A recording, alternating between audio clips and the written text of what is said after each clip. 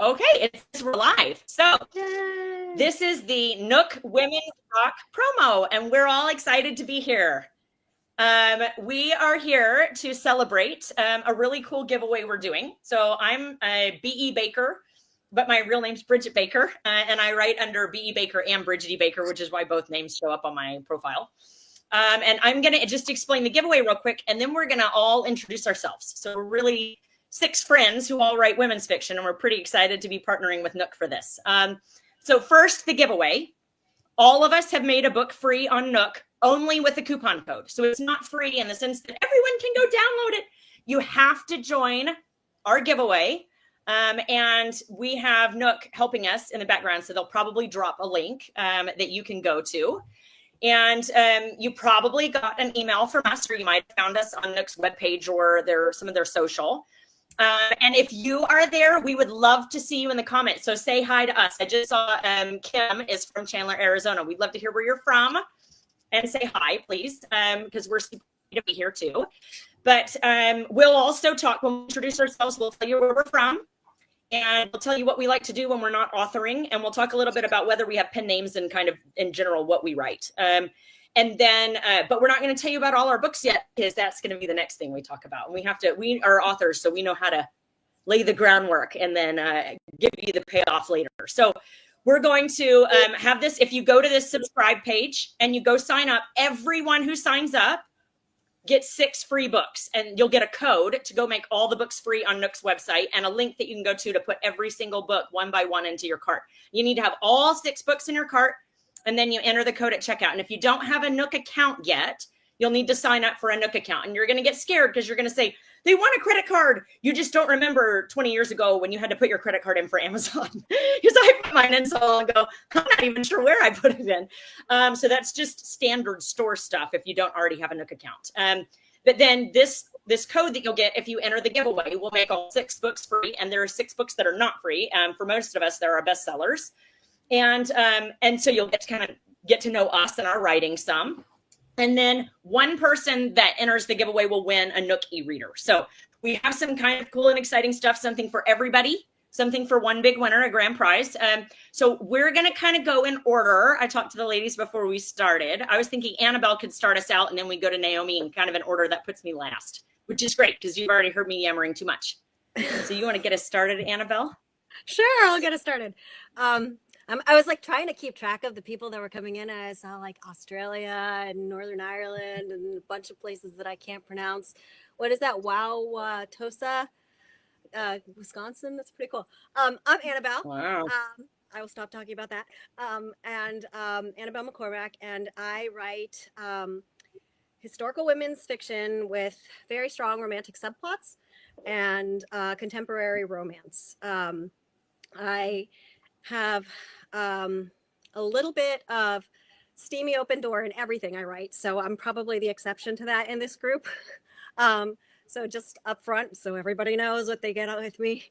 I really like to focus a lot on, strong female protagonists and very deeply emotional stories.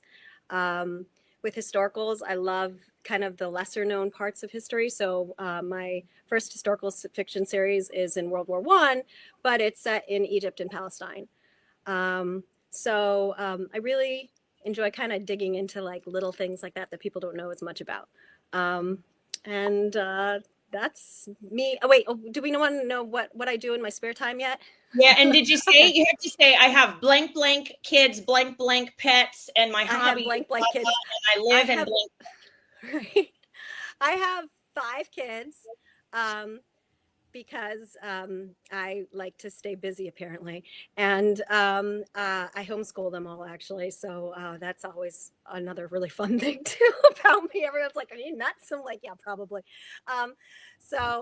I have 5 kids. I have 2 dogs, 2 boxers. So the energy level in my house is very, very high all the time, which is great because, I have no energy anymore. So it really matches really well. I live in Maryland. And for fun these days, I mostly go to the gym. I do CrossFit. So I know everybody that does CrossFit likes to talk about CrossFit, but like I do it. So I talk about it. So I like to go to the gym, and I used to be a photographer actually for 12 years. I was a professional photographer. So I still every now and then pick up my camera. And when I do take pictures these days, it's either of my kids or I like to bake. So I take pictures of that too. So. Cool. Yeah, Annabelle and I bonded, I think, first over her having 5 kids. So the 2 of us. It's like somebody else that understands. I'm like, wow, if we got our families together, we could blow up like any restaurant that we went to. Yeah, I know. Well, it was funny because when we saw each other at NINC, like I would introduce myself and be like, "Oh yeah, I have 5 kids," and be like, "I just met somebody else that has 5 kids." I'm like, "Oh, was you're like, Bridget? Is your name like, Bridget?" Yeah. Weird. Amazing. Yeah.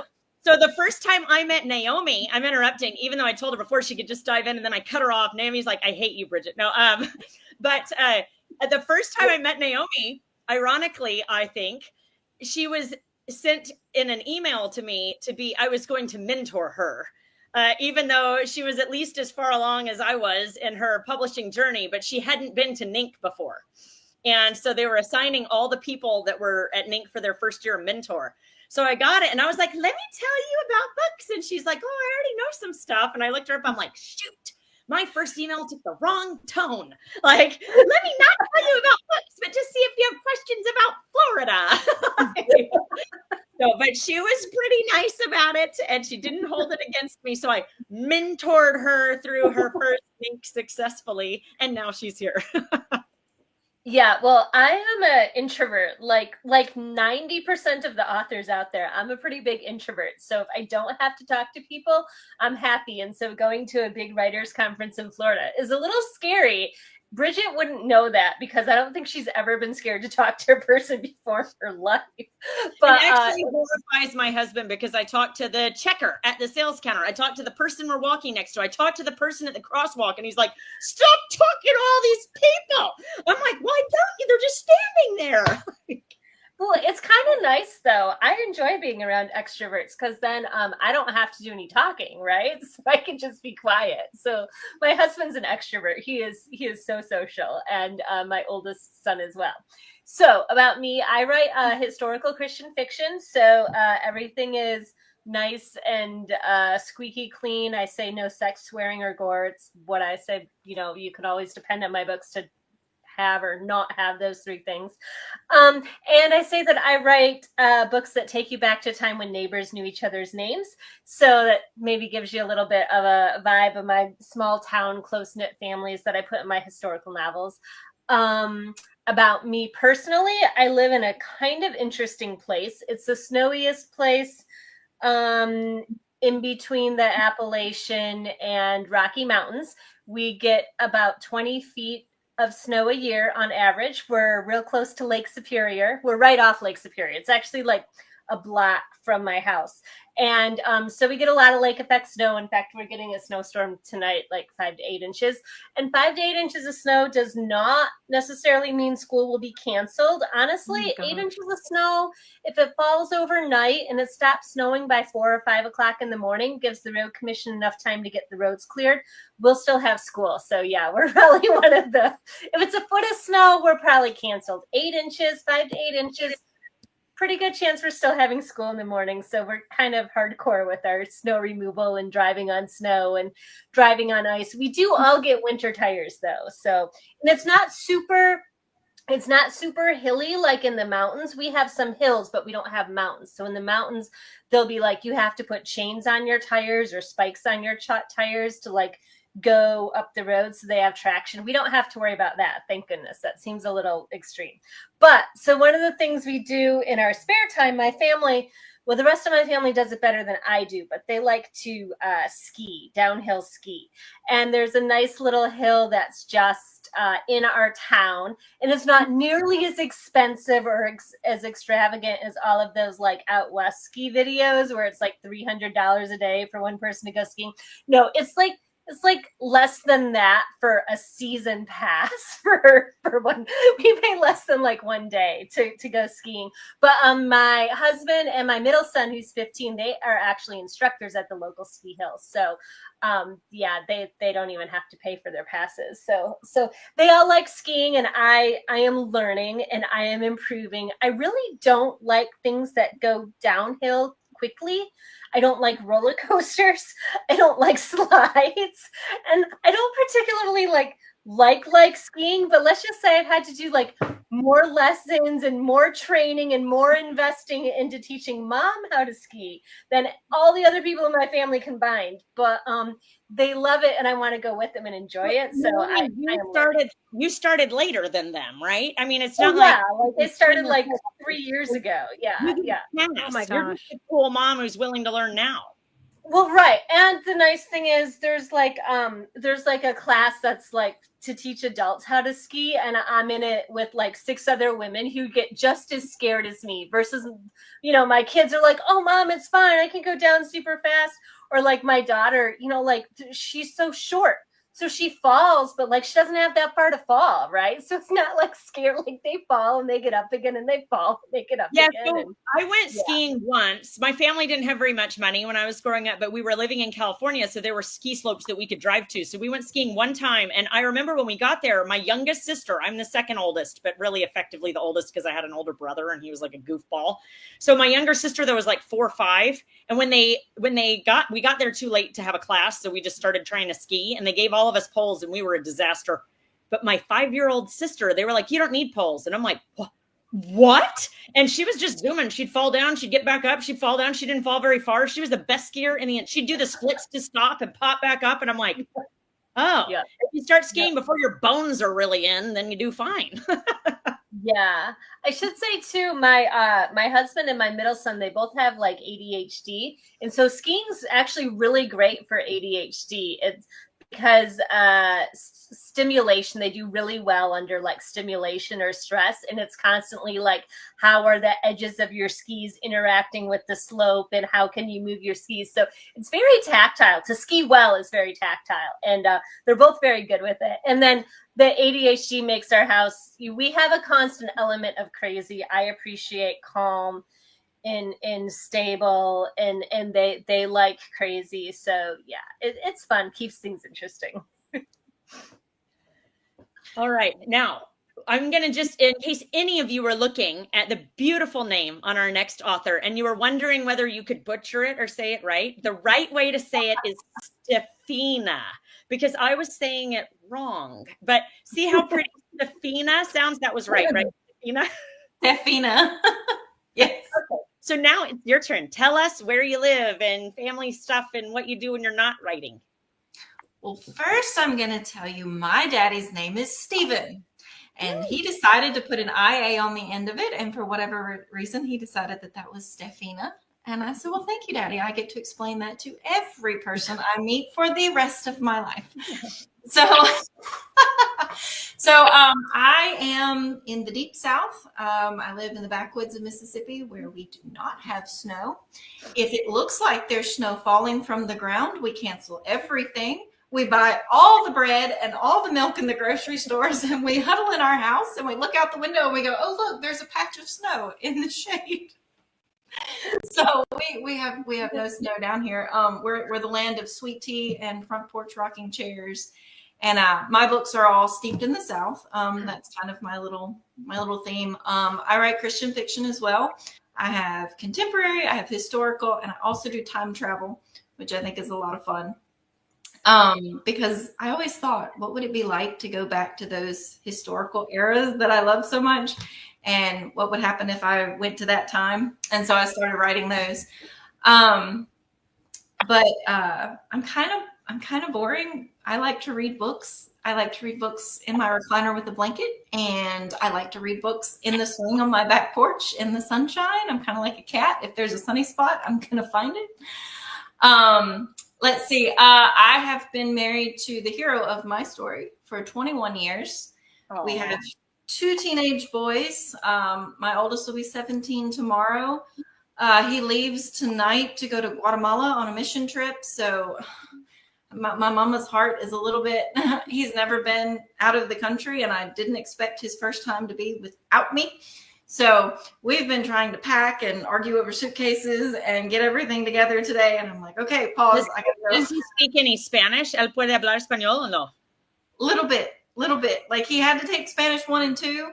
Right now he's all about Japanese. So he's learning Japanese on his own, which is like which will not help him in Guatemala much. It will not help him in Guatemala. No. Hopefully he remembers some of his Spanish phrases. And then my other kid's 15. So we got 2 teenage boys, which means my grocery bill is like up here. So let's see. Yeah, that's kind of it about me. I'm an introvert too. So and yeah. Stephenia, do you have a pen name or do you only write under Stephenia McGee? I only write under my name. Yep. Great. All right, Lisa, we're up to you.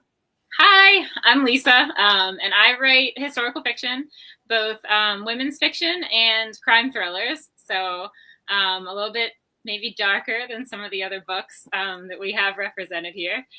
But let's see, a little about me. I live in South Carolina, over not near the beach, over near closer to the mountains. I'm about an hour from North Carolina, an hour from Georgia, right there in the corner of the state. So one of the things I love to do in my spare time is go hiking. It's a beautiful area for that. So I have one daughter. She is 9 years old. And so me and her and my husband, we like to go kind of explore the outdoors around us, and also love to read. So if I'm not outside hiking or, going on some adventure, then I'm probably reading. I do like to swim and lift weights as well. So, you might you might find me at the gym. And fun fact, I guess, about a relationship here is that I grew up in Maryland, and I grew up probably about 20 minutes away from Annabelle. So, but we didn't know her then. No. But when she comes back now, she'll be like, "Oh, I'm coming back." I'll be like, "Okay, we have to meet." You guys connected as authors, and then later found out that she went back to visit her family. Yeah. So we just randomly met online as author friends, mm-hmm. and figured out that, because I did see that she lived in Maryland, but then when I found out where, I was like, that's so weird. You're like 20 minutes from where I grew up. Yeah. So. And Annabelle, you're not from there? The story of where I'm from is a very long story. Suffice it to say, I moved like 14 times when I was a kid, but when I was in 6th grade, I finally moved to Maryland, and then we continued to move around in Maryland. But I now technically, when I just want to make the short story and not, give everybody the drama, I'm like, yeah, I'm from Maryland. Sure.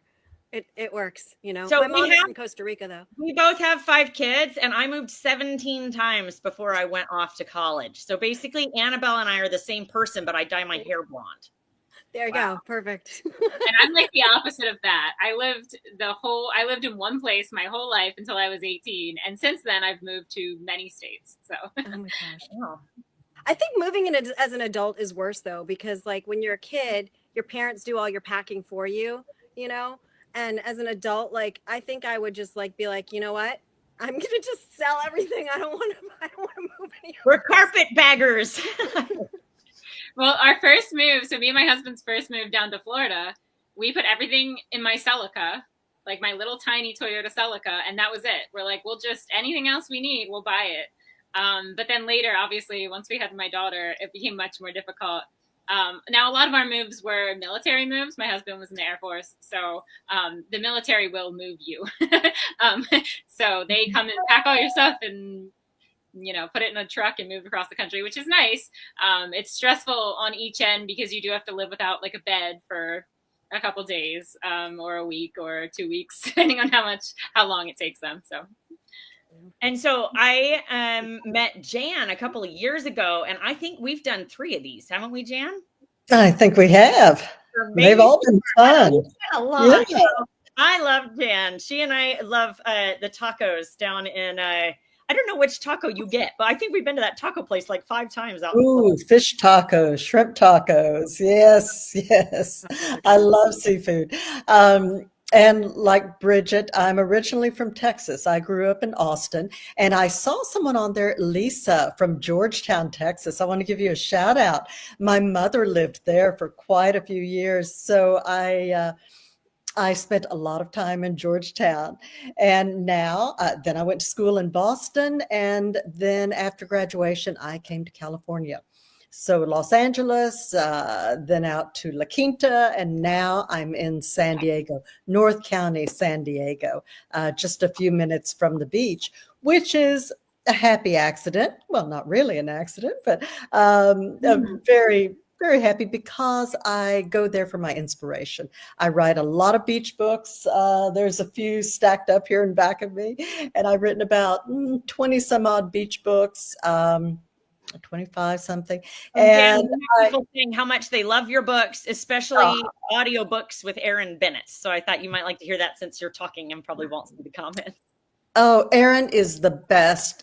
She's a friend. I see her in LA, and she was at the Audie Awards just the other day. She is a multi-award winning narrator, narrates for all the big ones, Ellen Hildebrand, and just a ton of people. She's a gem. I just love her. She brings a story to life. I'll listen to one of my books, and she has me in tears, and I wrote it, and I'm wondering what happens next. Are they going to get together? Books are really good. So that I mean, I'm not saying she makes Erin's job easy, but I'm not saying she makes it hard. Well, a good narrator is so important. But I also write historical fiction, as a few others do. That's where I actually began my writing journey with St. Martin's Press out of New York. And I wrote World War II sagas. I really loved writing the 1950s and some dual timelines. So I have Hepburn's Necklace and The Chocolatier, two of my best-selling historicals. And then, of course, we'll be talking about The Coral Cottage in a little while. I created Summer Beach, a little community in Southern California, fictional. And although we all wish we could go there and live, because it's a wonderful place, it's a happy place, great neighbors, lots of interesting people. And so I set two full series there, the Coral Cottage and Summer Beach, which starts with the Seabreeze Inn. And then I created another island off the coast. And that's what I do in my spare time. That's my fun, really, is writing books. But I also love to granddaughter too, right? I mean, granddaughter. Am I the only grandma here? I think I am. I think you might be. She's a pretty cool grandma, though, and she tells me the stuff she does with her granddaughter. I'm like, I'm not saying my mom's falling down on the job. I'm just saying Jan sets a high bar. Well, I've only got one granddaughter, so that's it. And so she gets 100% of my attention. And yes, we go to Disneyland, and I take the family traveling. We've been to Spain and England, and just we've got a trip planned for Australia. I see someone from Australia there. And then I think our next trip, I'm going to Aruba in just a few weeks. So I love to travel, and I love to get into my writing. You can see how hard Jan has such a hard life, right? Oh, this is what you do right now. This is what you do when the kids leave home, you see. Actually, I remember one of the first conversations I had with Jan. She was telling me how many books she puts out a year or something. And I asked her something, and she's like, Bridget, I love to write beautiful stories. I love my readers, but I also would like to enjoy my life. And I was like, you're a smart lady. I was like, we only go around once. You should do that. We've got to make the most of it. And yes, life is too short. All right. So I'm last. I know you've probably heard a lot from me, but I'll tell you a couple of things about my life instead of just laughing and chatting. I have 5 kids like Annabelle. I live in Houston. We also completely shut down. Sometimes we just shut down because it's under 32. And I'm like, there's no snow. And I'm like, kids would be cold at the bus stop. And I'm like, oh, okay. What? So we actually had a school closure for being cold once. Houston is not really made for anything but like hurricanes, guys. So anyway, I'm in Houston, and I think my dad taught me something when I was young, and that is, if a little bit of something is good, a lot is better. So I have applied that principle to everything in my life. I have 5 kids. I have 8 horses. I have 30 chickens.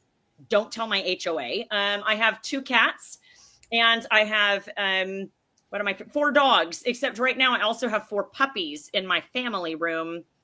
They're Pomeranians.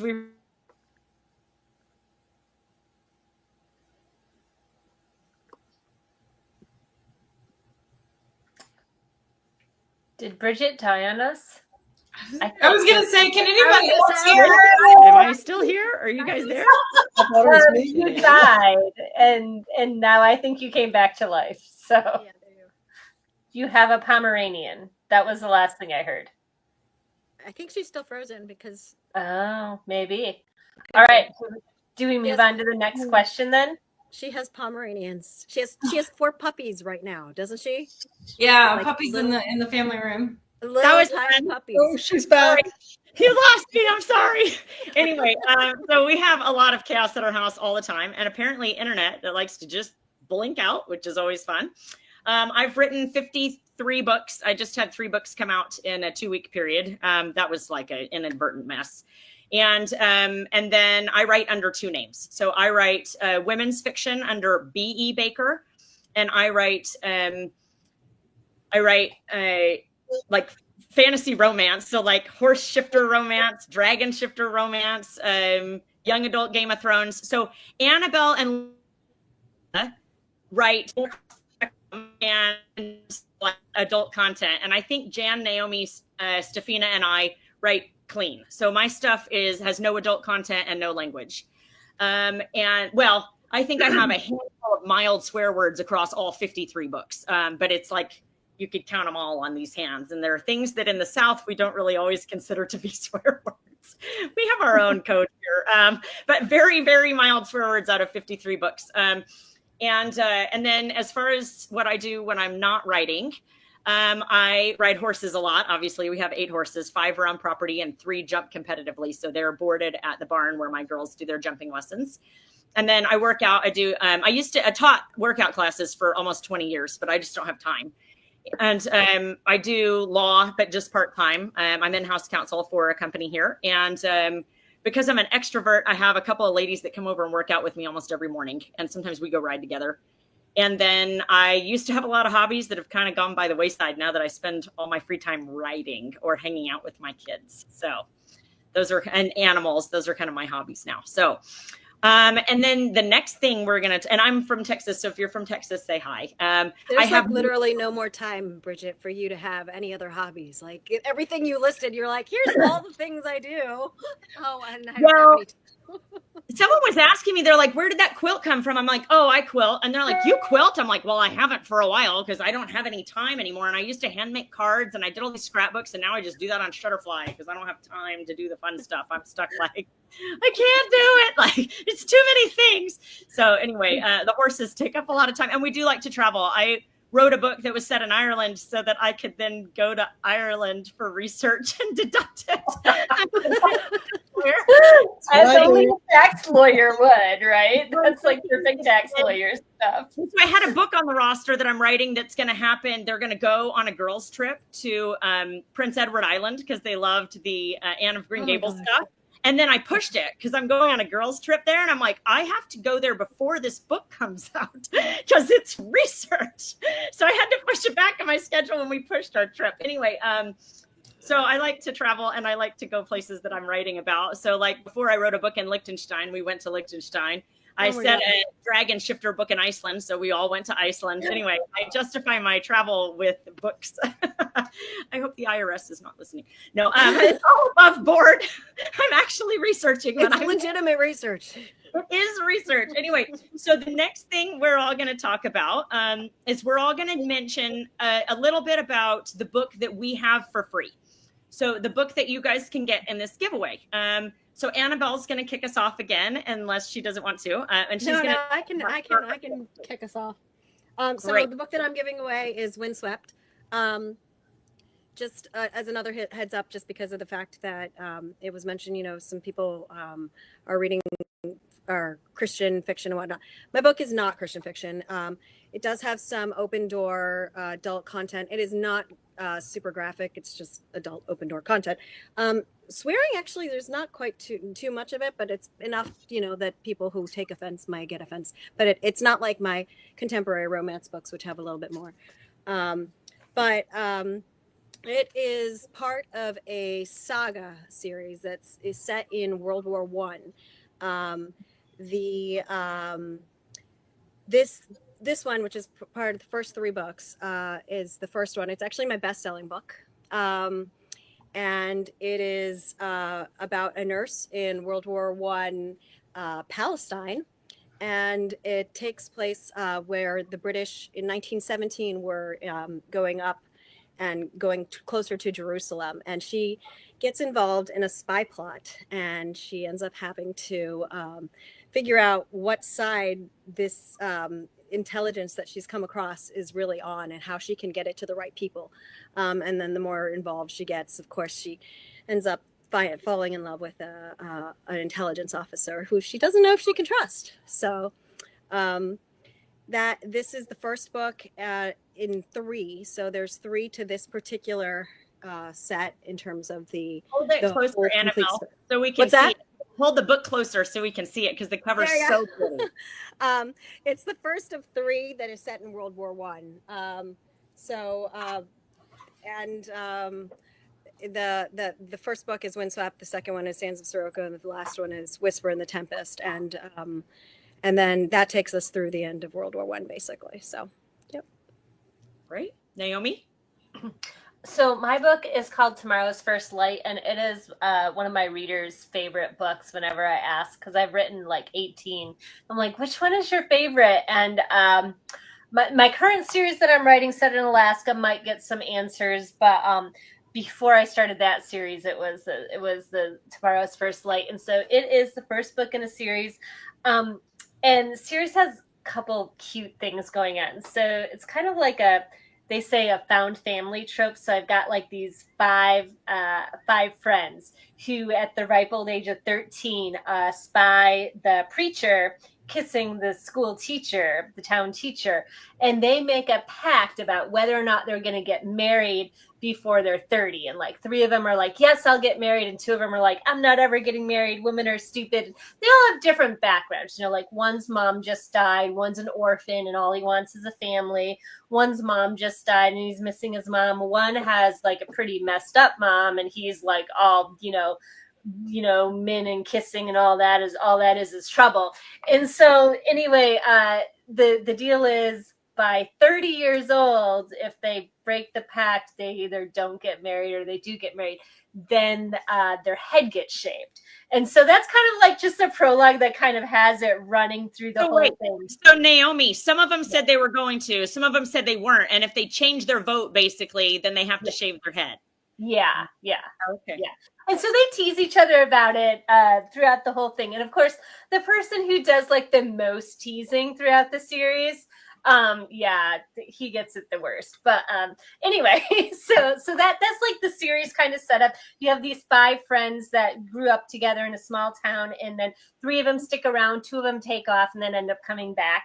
And so in the first book, Tomorrow's First Light, Ellie is a mail order bride who comes down to Texas to work to marry Sam and help with this ranch that he just got given. He's the orphan and he's like, I just want a family. His whole life he's wanted family. He's wanted a place to belong. He's wanted some land.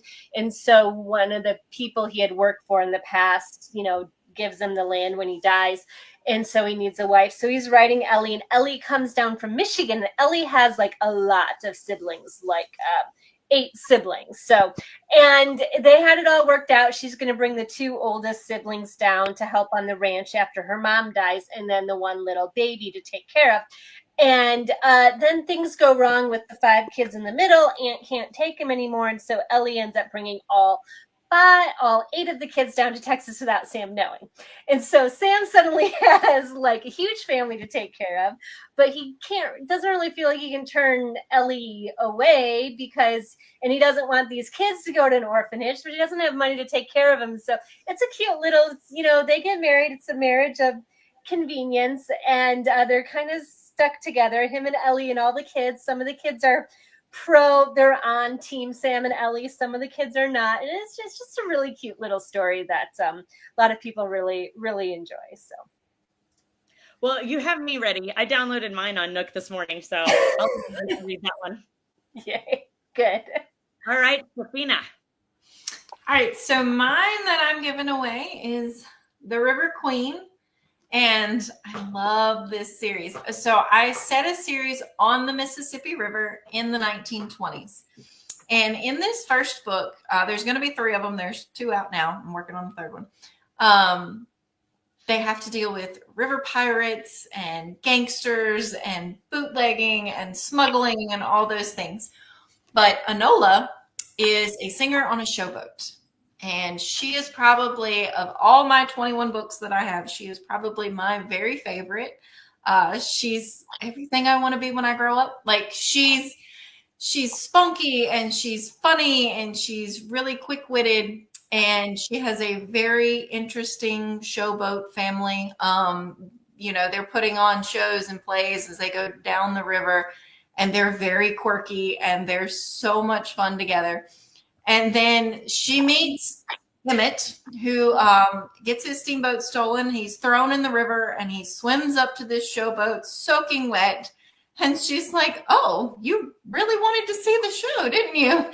And he's an accountant, so he's very logical and quiet. And she's very flamboyant and a performer. And so they kind of have to outrun these river pirates and the gangsters and solve it's opposite attract then, huh? Yeah. I like that one. Yeah. So yeah, I had so much fun with this one because it was a very different kind of setting for me. I've never done anything on the river. So like we went to Vicksburg and we went to Natchez and we did a lot of Mississippi River research, which is sounds hard. I feel very bad for you. That sounds difficult. Yeah. And one of the really fun things about this particular series, and I'll show you the other cover in a minute, but if you can you see her? It's kind of got a glare. She has this dress. It's a peacock dress. So it's teal, and all the way down the back are these peacock feathers that she found in a curiosity shop, and she makes this dress. My mother made this dress. This real, actual dress. It has 500 hand-sewn feathers down the back of this dress. And so our cover model wore it for the photo shoot for the cover and did the headband and got all the feathers and everything. So that's pretty cool. So it's one of my favorites. It's my newest series. I have a really important question, Stephenia. I genuinely want to know, why aren't you wearing the dress now? Oh, yes.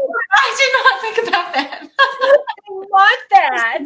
For you to find a break, like when one of us might be rambling on, you could put it on. We would all clap. Do you know how long it takes to get that thing? Oh, fine. So I once put a hoop skirt in a carry-on case and took it to a convention that we had, a reader event. I put a hoop skirt in a carry-on case and I took it and I wore that Civil War era ball gown. I had to wear one to the last like book club event that I did. They're like, oh, wear the dress. Because I have a lot of these dresses from the cover shoots because I want them to be custom.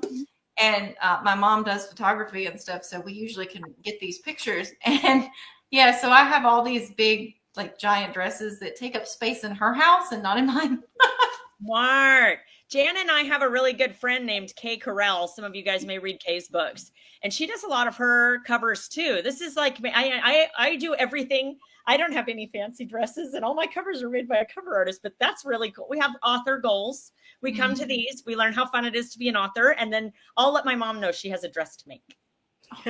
Yeah, I still send everything to the cover artist because I'm not like gonna, but she does, my mom does these photo shoots and has all this, and some of them we do on location, like at the house that's on the cover of the book. And then I send all these pictures to the cover artist. I'm like, okay, make something with that. That is really cool. It's fun. All right, Lisa. All right. So the book I'm giving away is called Signed to Patty, and it is also my best-selling book. So I will show you the cover to Signed to Patty. This takes place in Ireland in the very beginning. She's not in Ireland for very long, but it's the mid-1800s during the Great Potato Famine. And she ends up an orphan. The main character, she starts out 14 years old.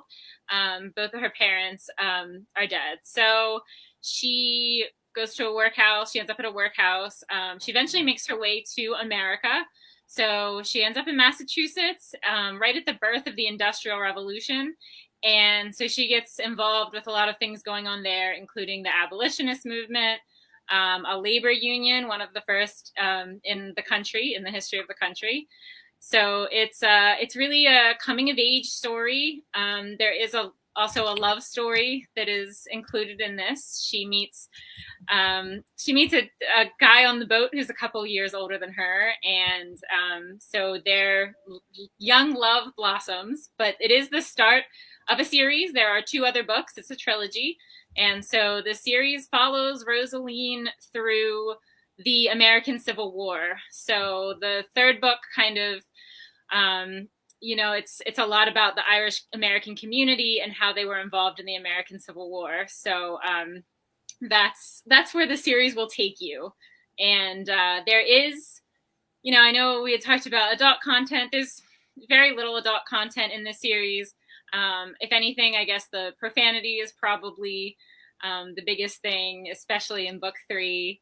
I couldn't really write so the book is mainly from Rosaline's perspective, except the series is mainly from Rosaline's perspective, except for the 3rd book is part her perspective, part her husband's perspective. And he's a soldier in the Civil War. So it was going to be hard for me to write, battle scenes without some swearing. So Oh, come on. You could have just written bleepity blippity blop. It wouldn't have pulled people out of the story. No, not at all. It would have been very realistic. No, so it's, this is not as bad with profanity as my crime thrillers. Those are, I would say, a little, you can expect some gore, some profanity. But this series is, especially this first book, Signed to Patty, is, it's very mild. And so it's not, there is some swearing, but beyond that, it's just a nice coming of age story. Mm-hmm. Perfect. All right, Jan. All right. I'm here to talk about Coral Cottage. This is the one that you'll be able to download for free. And this is the first in my Coral Cottage series set in Summer Beach. The series has 7 books and it's a complete series. So when you start, you can sweep all the way through it. It's about, I love to write about women in families with siblings and children and parents and grandparents. I love multi-generational family sagas. So this one is no different. It's about Marina Moore. She's in her 40s and it's her time for a second chance in life and in love. It opens where she is she's a local newscaster. She's on television and she's been there for a long time. She's in San Francisco, raising twins on her own. Her husband passed away, died in Afghanistan even before the twins were born. So she's had an uphill battle all the way, but she's winning. She's making it happen. And she's engaged to an architect, very high profile architect. And as the scene opens, one of her co-anchors with the celebrity news happens to mention that her fiance is now engaged to another woman, to a singer. And of course, her world just implodes right then. She gets upset. She ends up losing her job or quitting before technically they can fire her. And her fiance all within just a few minutes. So it's some kind of record there. And she's devastated. The only place she knows where she can go and heal, her two twins are off at college right now. And the only place where she wants to go is to her grandmother's cottage in Summer Beach. So many people who've read The Seabreeze Inn, set in Summer Beach, will recognize many of the same places. We've got Java Beach and the Seabreeze Inn and some other fun restaurants, Rosa's Tacos. Yes, they serve fish tacos, Bridget.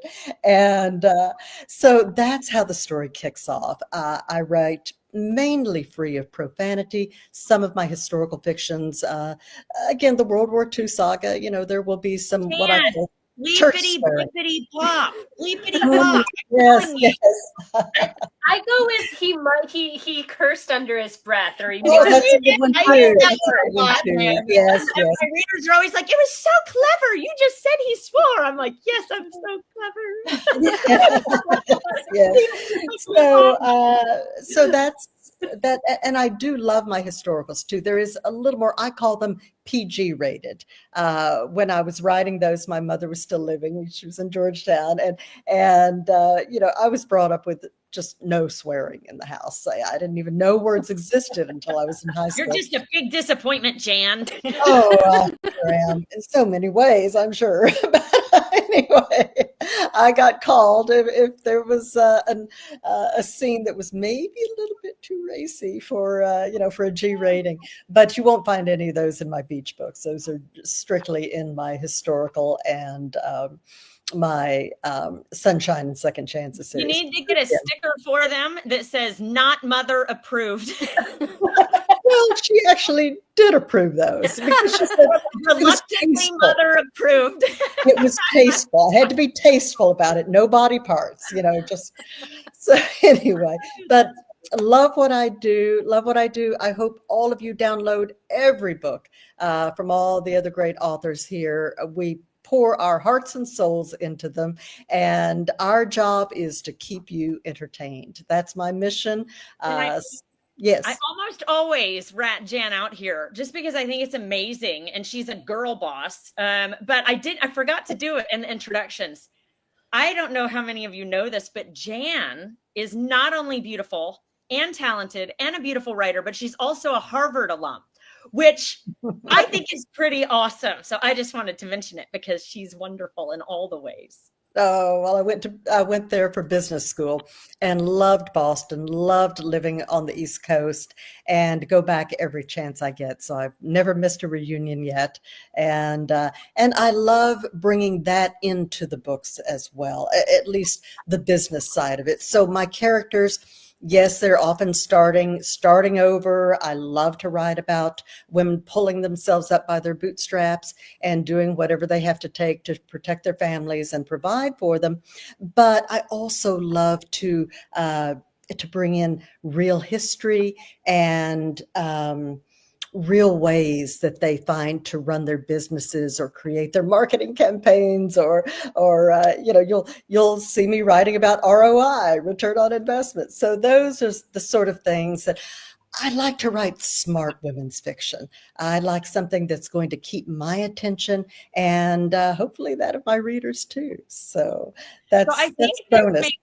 I think that may be why Jan and I get along so well. I tend to obsess a little bit and want everything. I know there's nothing wrong with this, but there's kind of a divide when you're writing fiction. I feel like about half of the people I don't know if it's half and half, but some of the people are writing in like a fictitious town or fictitious stuff. Like they're not trying to write in a concrete world. And then some people are like, it needs to be exactly what happened. And I'm here. I keep trying, like, this time I'm going to write a fictitious town so that I don't have to fact check restaurants. I don't have to see if this is there. This doesn't have to line up. And then I'm like, I fall into a research hole and all of my books end up being real things. So my book for this one is called The Bequest. And it is in a real place. And I mentioned that I was a lawyer and I do as little legal work as I can now because I'm mostly writing. But I happen to have a client who was also a dear friend whose husband had just passed away. And it was just shocking. Like, he was young, he was in good shape, he was a police chief, and he just had a heart attack and passed. And her sister-in-law had just lost her husband a year before, and they didn't get along. She's like my sister-in-law, and we don't get along at all. And then after both losing their husbands, who had been brothers, they became very close.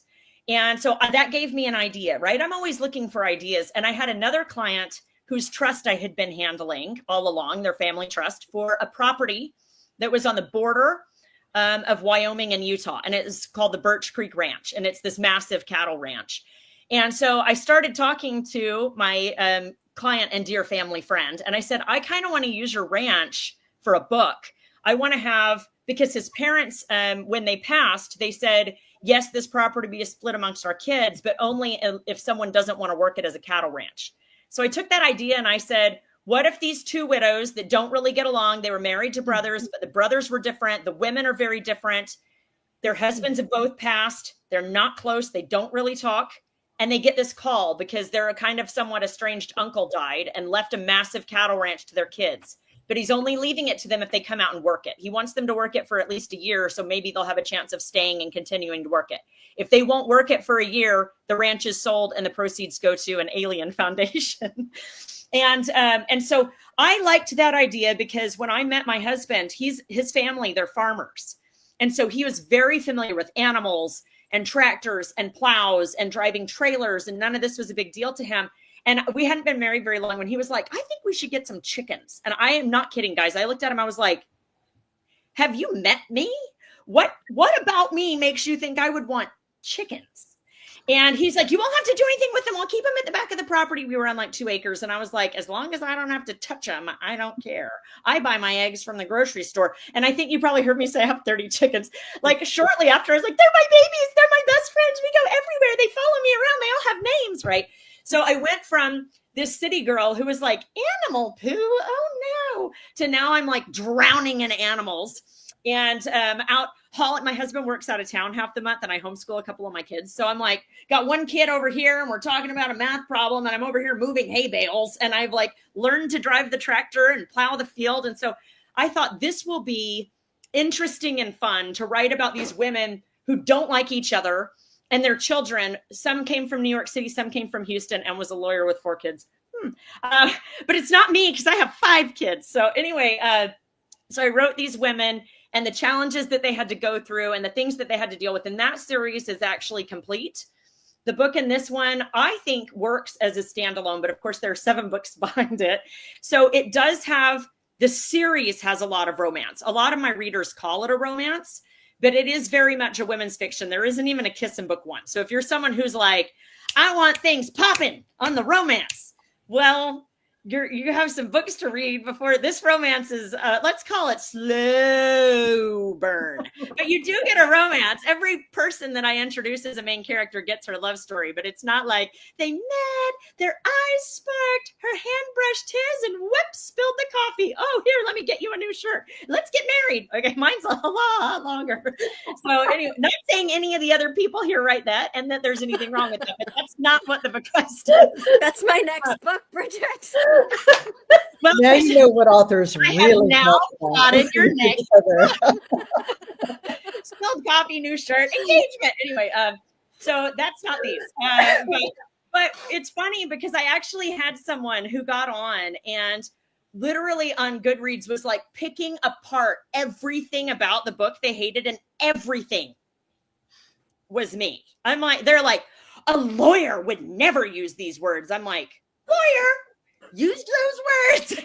They're like, a lawyer could never do things with animals. They would drown on a ranch. I'm like, lawyer, basically running a ranch. Like, they're like, a lawyer that's running a cattle ranch would love meat. And I'm like, don't like meat, almost never eat it. I'm like, you're right. This book is ridiculous. So if those things sound crazy to you, you'll want to avoid the bequest.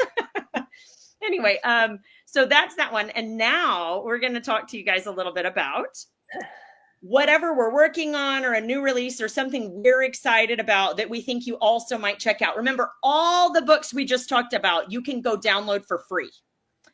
These other ones that we're talking about are going to be a recent release or something that we're working on that will be out pretty soon. So these will be other books that we love and are excited about and want to tell you about, because a lot of the people on this feed have already said, I have every single one of those books. I've read these. These are my favorite books. So we're hoping you'll find some new authors, but then we're also going to give you a little heads up about what just came out or other series maybe you haven't read. So we are going to start. I know this will be a shock to everyone, with Annabelle. Are you ready? I always feel so underprepared, and then when everybody's talking, I'm like, "Oh, I should have said this." Well, do you want us to go in reverse No, order? no, it's okay. I'm just joking. It's fine. I can handle it. I'm fine. So I'm currently working on. So there's one project that I just published. So I just published this, Ever With Me.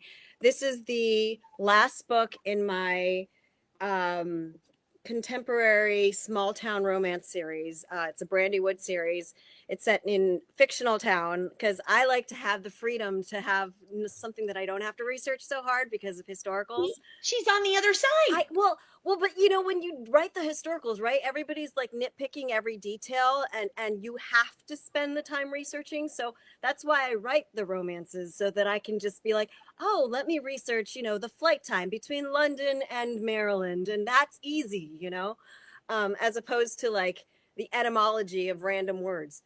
So anyway, I made fictional town Brandywood, Maryland, which is, if you're familiar with Maryland, on the western side of the state near the mountains. So it's a mountain, little small town. And that's the 5th book in it. It just came out in February. Of course. Do you have it? Did you hold it up? I did. I held it up. Yeah. And this is actually probably some of the most promo I've done for it, because such a pretty cover, Annabelle. What a pretty cover. Thank you. I just got new paperbacks for it, and I really love the new paperbacks. They're really pretty.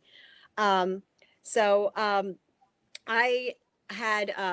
caught the flu, though, of course, on release day, and my whole family did. So it's just been like trying to, like, you know, squeeze in that stuff has just been awesome. You do sound a lot better. You sounded pretty bad, and I was like, how are you going to sound in the live? I know it was. Well, I mean, I was like, I was telling Lisa, I'm like, I don't know, I'm like hoping that I'm just not coughing the whole time, you know. Well, she sounded very different when she was leaving me voice chats a couple of days ago. I was like, oh, Annabelle. I rested my voice all day. So that one I just put out. That's my contemporary small town series. That one again, open door, and it does have more profanity. I'd put it around a 3 chili pepper spice level, we'll call it. But so, you know, if that's something you're averse to, that's fine. I understand everybody's tastes are different. But I'm also currently working on a spin-off series to the book that actually I'm giving away. There is a character in that series that everybody adored. They loved him so much. And after I wrote the last book for the trilogy, I just had so many requests saying, please, please, please, please give this guy his story. He needs his story. He needs his story. So I took a year off because I'm actually flash forwarding 10 years in the future. But now I'm writing his story, and that'll come out in October, and that's called A Spark in Ashes. And that will be another historical, and it'll be 1930s, right around the time that the Nazis came into power, and really focusing on, you know, the people who saw the warning signs, which in that time period were really kind of like the journalists and the diplomats, right? There were not a lot of people who were seeing the warning signs as well as they were. And he's an archaeologist, so he's there's going to be some interesting tie-in with the way that the nationalist movements were happening throughout the different countries. All these books have been set in the Middle East, so I'm definitely going to tie into that as well. Annabelle, is that on pre-order already or no? Just the ebook is on pre-order. The paperback is not, because I have not finalized the cover. I actually, because I am a photographer, I'm going to be setting up a photo shoot for it, because I need to. Getting these historical pictures is actually getting more challenging. So I'm actually going to do. It's really hard for historical. It's very difficult. So yeah, I'm doing a casting call, and I'm going to get some proper costuming, and then I'm going to go ahead and I'm going to shoot the pictures for the cover, I believe. I can relate a little bit, because it's almost impossible to find a dragon shifter to pose for any of my fantasy romance stuff. I look everywhere, and I'm like, you're also not really a dragon shifter. It's like, Yeah, it's pretty hard. No, I mean it's a challenge. Certain genres, like it's just like trying to find the right photos is just very difficult. And so my cover designer and I have been combing through some of the available photos, and of course the available ones are all the royalty ones. It's complicated all that stuff, but you know, but there's not a who's lot. saying hi? I want to see a dog. That would be my dog saying hi to my husband who just walked in the door downstairs. Can I see your dog? I want to see it. No, he raced out of my bedroom and to say hi. Yes. So yeah, so I've got that one coming, and and this is a total different spinoff. When I started writing fantasy many years ago when I was 12 years old, and I wrote a romantic fantasy. And that one I'm actually I'm in the process of getting it ready for market.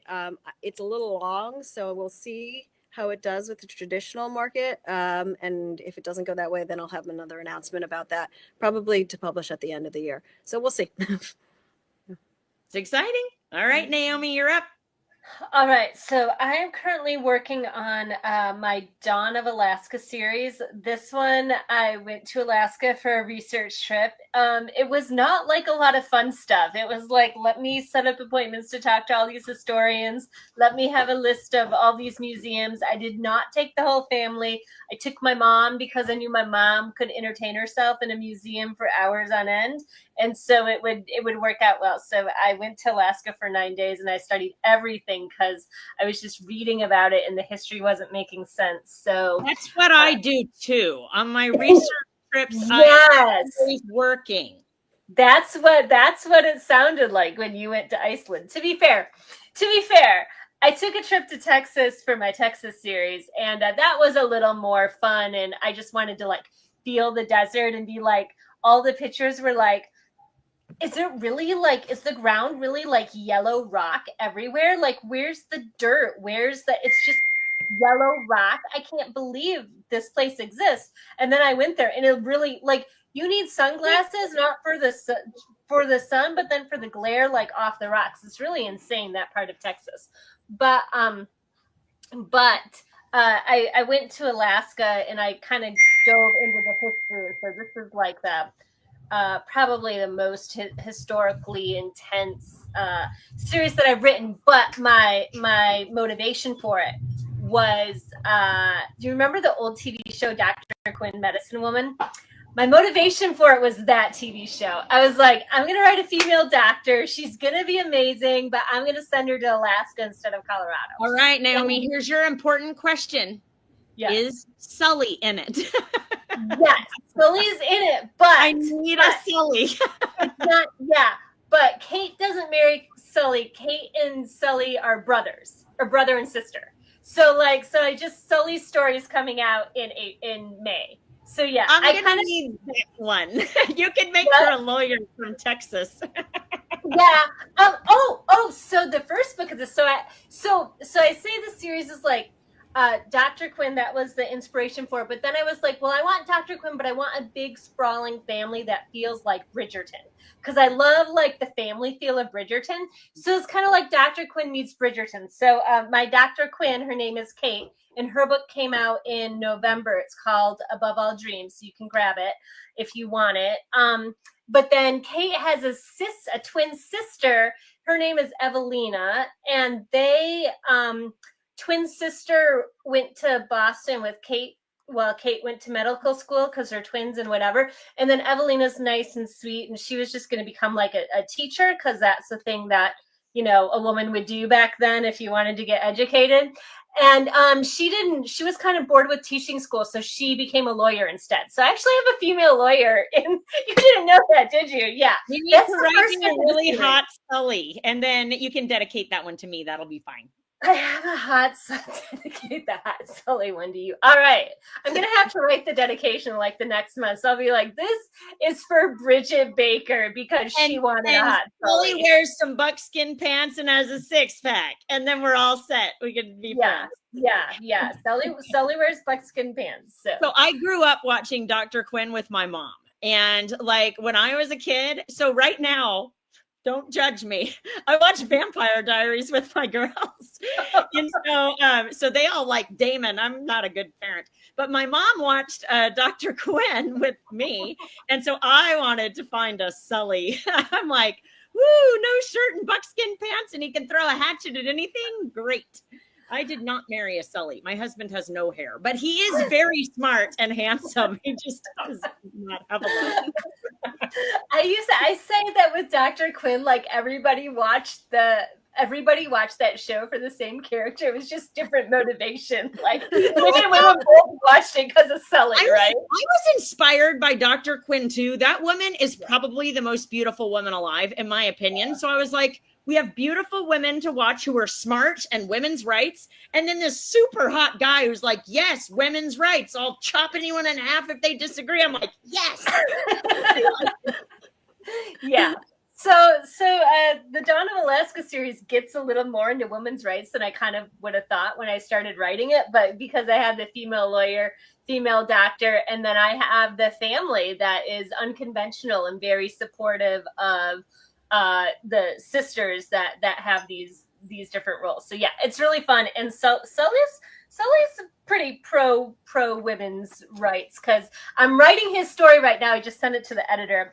It's called Echoes of Twilight, and so he gets called in to meet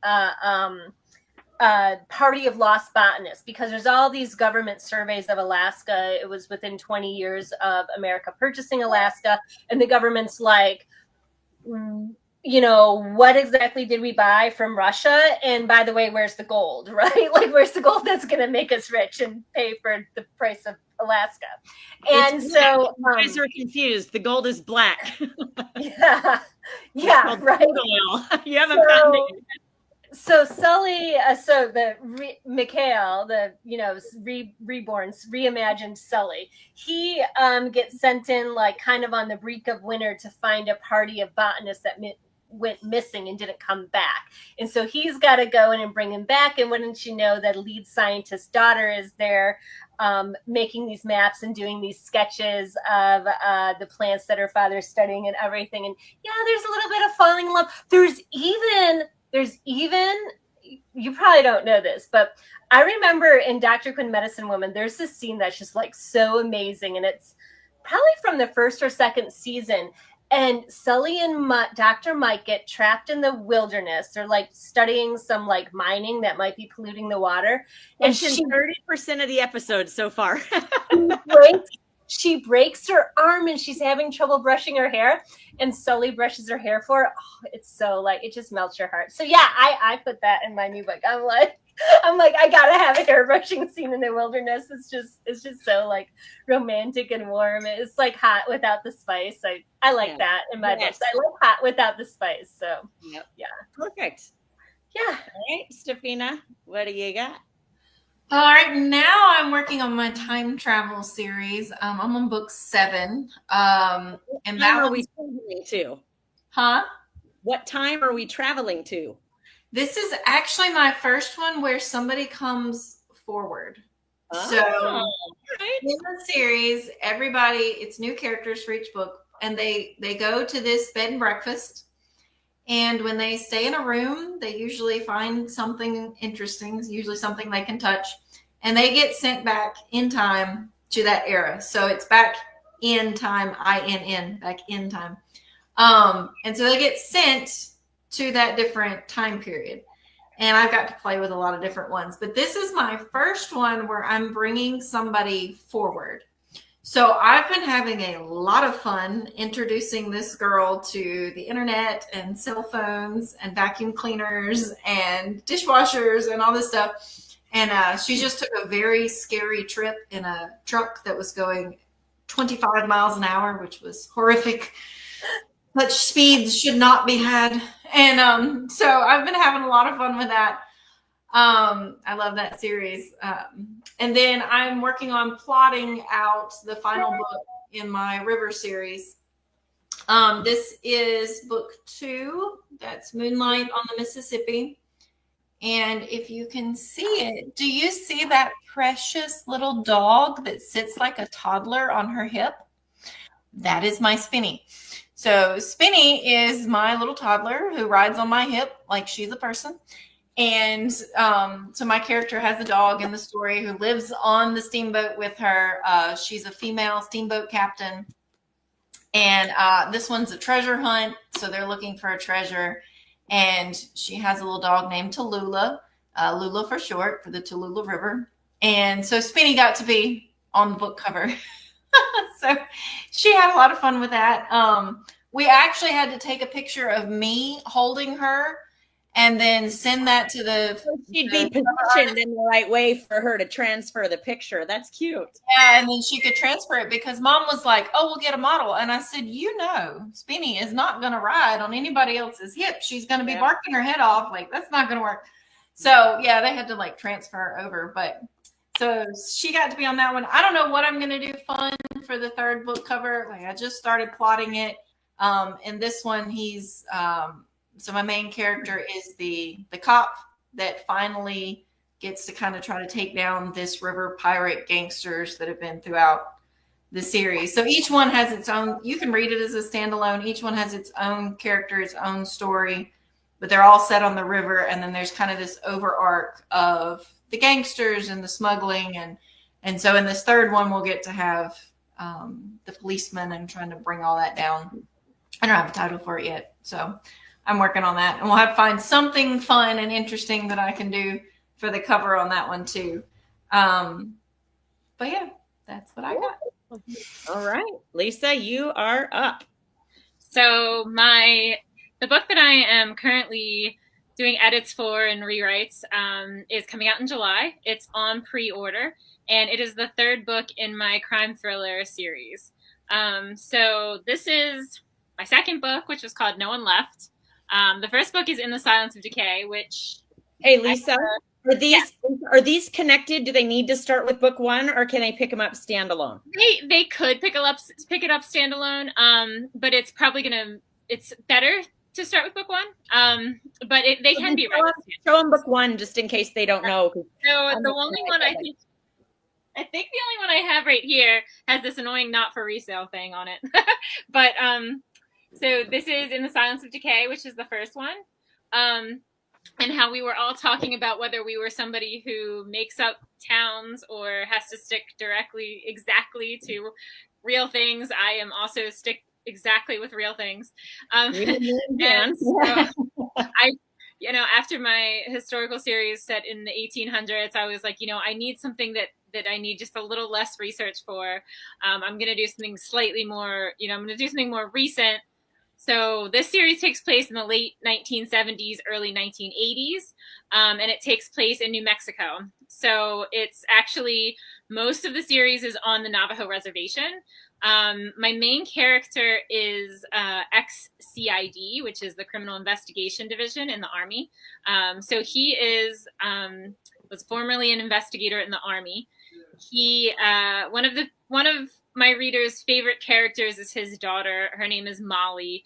They have an estranged relationship in the beginning of book one. She has grown up not knowing him at all. But then her mother dies, and so she ends up back with her father. So actually, one of the things that people really love about book one is that relationship, the growth of that relationship. So the book that is coming out in July is the third book in that series. And we have followed the main character, James, and his daughter, Molly, from stumbling upon a dead body in the first book and solving a murder through this book.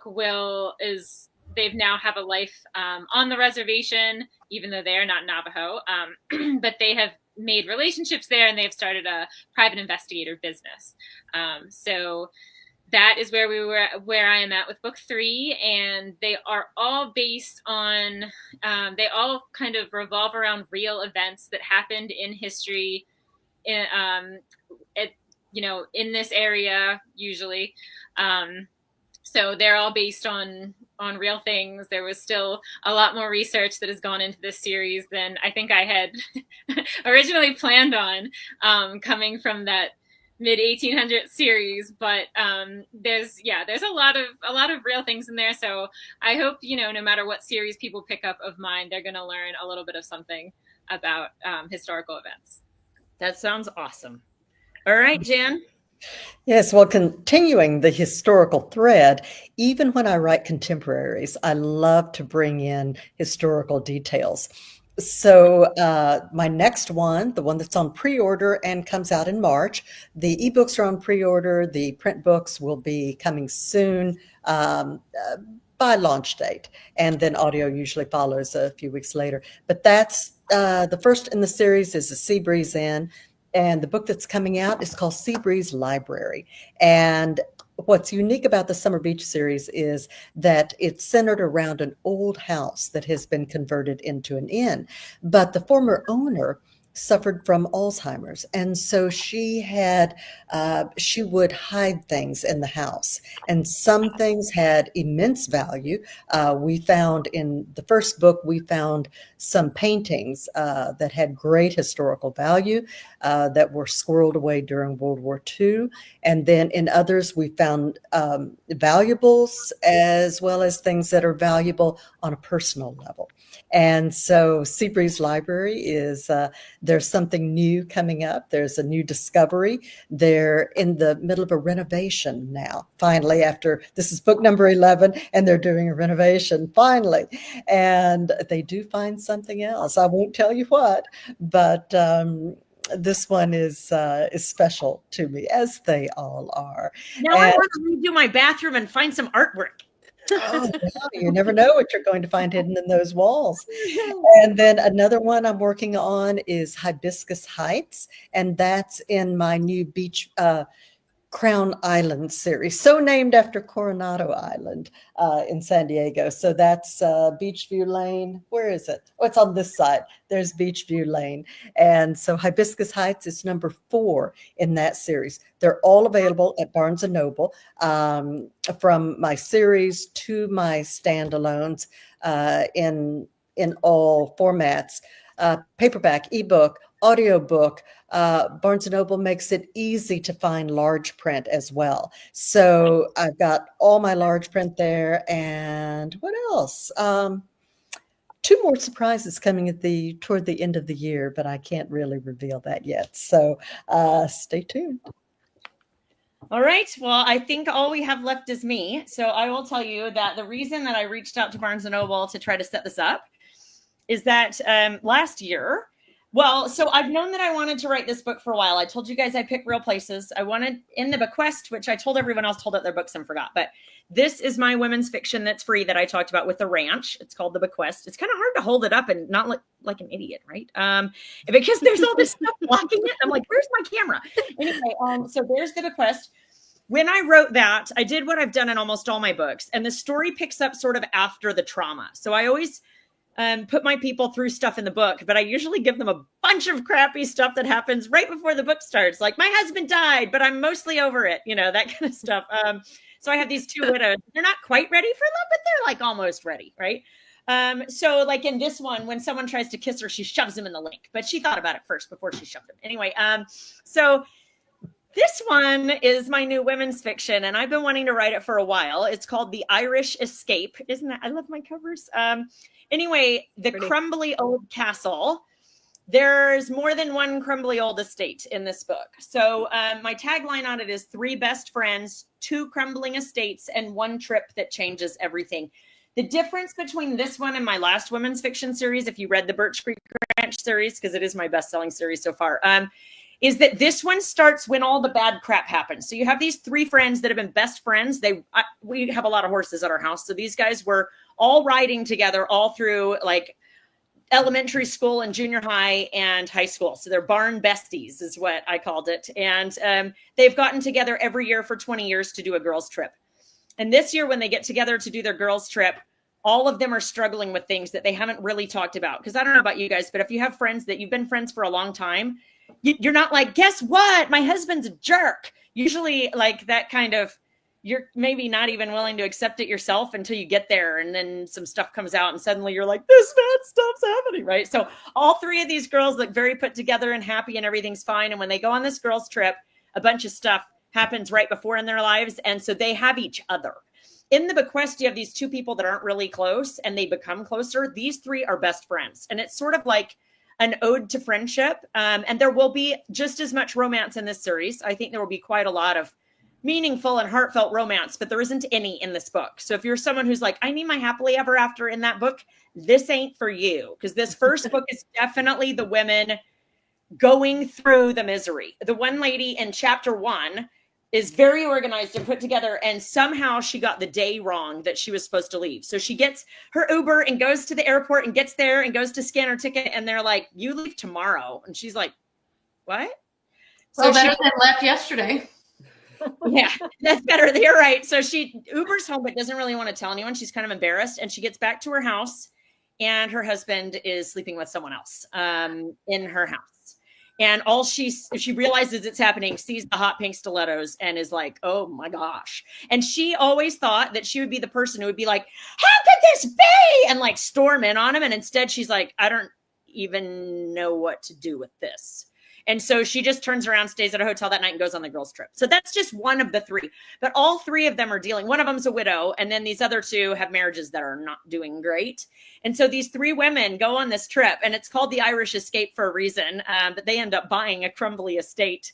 And you can kind of, I guess that's a spoiler, but I feel like you can kind of tell when it says the crumbly old castle and the Irish Escape, string these together, maybe they stay. Anyway, so what, of course, because I obsess over real places, I found a place that is by the castle that I need for a love interest in the future. And that is also a crumbling sort of estate itself. That's the one that they buy. And guys, it was on the market, and it has all this cool history. Like Fred Astaire's sister, who is actually more famous than Fred Astaire. Wait, did you buy a house? I didn't buy it, but we're staying at it because it's got a VRBO. And so we're staying there when we go. And I talked to the owners to make sure I could get permission. And all these pictures are in there. So like this book actually has a bunch of real pictures of a real place we're going to go stay at for 3 days. And I'm like really excited. Anyway, it was a lot of fun to write the first book, but writing about, and so the second book is on pre-order. It's called The Creaky Old Barn. This one came out February 15th. So it's out now. It's out everywhere. And anytime you write something different, this is my only B.E. Baker book that has a swear word in it. But I usually write all my drafts with some swear words, and then when I go through and edit, I take them all out. I'm like, oh, he stumbled and swore under his breath. Oh, right? Like, I write that stuff out, but I could not write this out. And actually, what happens to one of the friends, the other friend who's married but doesn't have kids, is something that happened to a good friend of mine. And I got her permission to use it as the genesis of this character and what was going on in her life. So this is actually like one of the characters. Her story is something that happened to a dear friend of mine.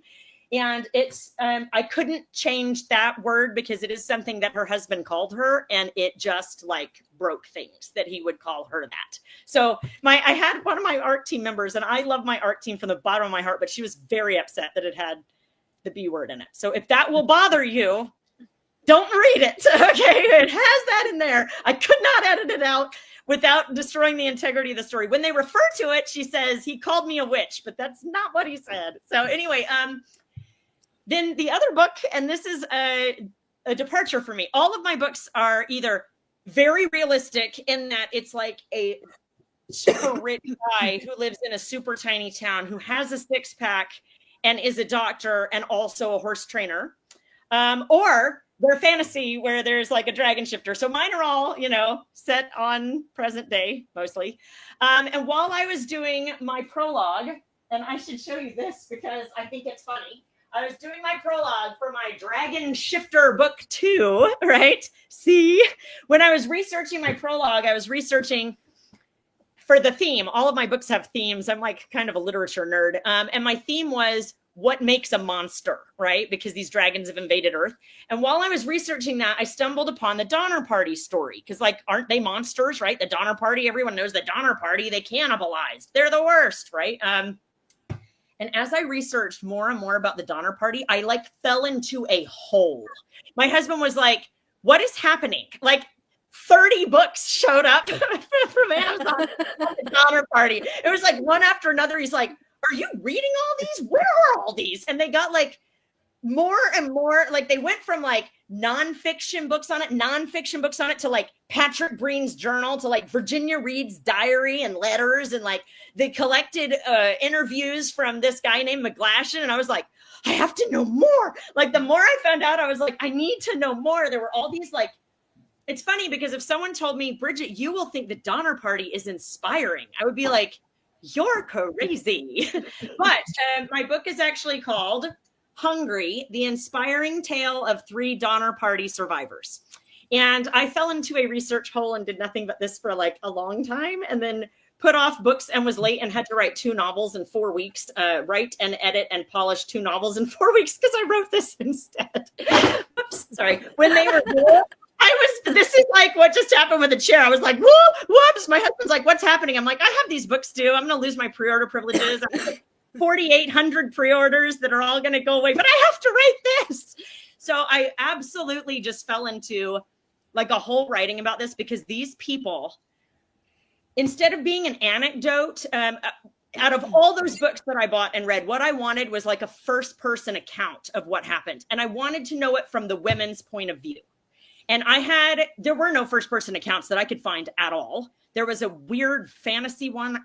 Don't recommend, but that's nothing personal. It was not to my taste. I feel like the Donner Party story is scary enough. You don't need monsters. But anyway, but this though, there were so many beautiful miracles. If you like inspirational fiction, and I know that sounds weird, you will like this because there were miracles that happened. And these women, like some of them became very good friends throughout this. And there was a mother who had to choose, like, do I save my children or do I help these other people who are literally starving in front of me, just like my kids are? What do I do here? And it was really a touching and amazing story. As I read more about it, I was like, this story needs to be told. These people deserve to have what actually happened told instead of this salacious nonsense claptrap. So I had never written historical, and I'd always said, I don't write historical. I already do way too much research for my stuff that's set here when I'm doing research for all these pictures and stuff. I'm like, mine have actual pictures from the estate on all these pages. I'm like, that's enough research. And then I wrote this one. But if you are at all interested in finding out more about the Donner Party, you want to go look up Hungry, the inspiring story of the Donner Party. It just came out March 1st. So it just released. But we are like way out of time. Sorry, Nook. But we wanted to say thank you so much to our readers, because as much as we love Barnes & Noble, and we do, we really love you guys. Like we were talking before this started and we were saying how awesome our jobs are. If we've convinced you of anything, you should try writing a book. But we love what we do. We get to make up stories. We get to research, and that can be a research trip a la Naomi, where we bury ourselves in a library, or you could go out and eat lots of food and celebrate like Bridget researches. And any which way we're doing it, we love what we do. Someone was just asking me today what my retirement plan was. And I was like, why would I retire? If I'm going into a home for senility, then I will be retiring. But I have probably some good fantasies if I don't really know what's going on. Anyway, I don't want to retire because I love my job. And the only reason we can do this is because of you guys. So as I've been watching these comments, love your series, you guys are the best, blah, blah, blah. Most of them are not for me. But as I read these glowing comments for these other 5 beautiful ladies, I think that our title for this is right. Women Rock. And predominantly, I think most of my readers are women, and I love you guys. And I know that these 5 authors love you guys too. Thank you for letting us do our jobs. Thank you for supporting us, for reading our books, for caring about our stories and our made up people and some of our real people too. And thanks for coming tonight and listening to us talk. Definitely. And if you haven't seen it, run check the link and go join the giveaway so you can get our 6 free books. See you. Bye. Thanks. Bye. Let's hope that Leah's listening and can turn the